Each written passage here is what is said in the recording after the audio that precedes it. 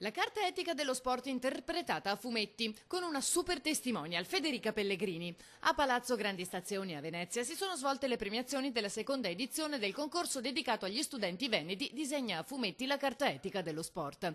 E tra i premiati, unici nella loro categoria, i ragazzi dell'Irigem, l'ente di formazione professionale ricco di corsi con sede a Rosà. La scuola ha ben volentieri aderito alla Carta Etica dello Sport e l'ha sottoscritta e ha sottoscritto i principi che sono riconosciuti appunto in questa carta e i ragazzi del terzo anno del percorso multimediale hanno deciso proprio di prendere a esempio un principio e di illustrarlo attraverso una storia a fumetti, una storia che possa essere più vicina al linguaggio dei giovani, dei ragazzi. E mi sono molto ispirata al sistema scolastico americano, in cui c'è molto il problema del razzismo, si tende a escludere sempre le persone che sono di colore, hanno problemi. Ecco.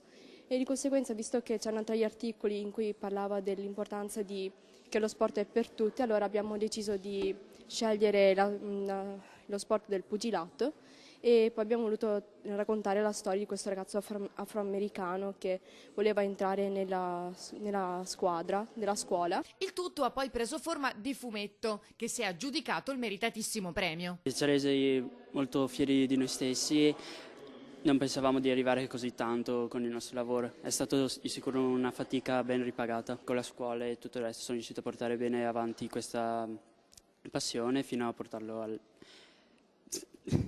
al concorso. Tante volte si parla dei giovani come di persone che non conoscono la realtà, ma in verità sono molto sensibili, molto attenti e lo sanno anche scrivere e descrivere. Quest'anno rinnoviamo con un bando aperto alle scuole questa iniziativa perché ha conosciuto un momento di festa, di partecipazione e anche di capacità di comprendere e condividere quelli che sono elementi che vanno oltre all'attività agonistica, ma il fatto di stare assieme con lo sport, di far crescere la nostra comunità con lo sport e far diventare anche i ragazzi cittadini del domani con diciamo delle qualità che solo lo sport può trasmettere. Il volume verrà distribuito in 1500 scuole. Dopo Federica Pellegrini, testimonial della prossima edizione, saranno i campioni d'Italia dell'Imoco Volley. Sarà un'avventura meravigliosa, nel senso che sarà molto bello al termine del lavoro vedere come Imoco verrà rappresentata a fumetti.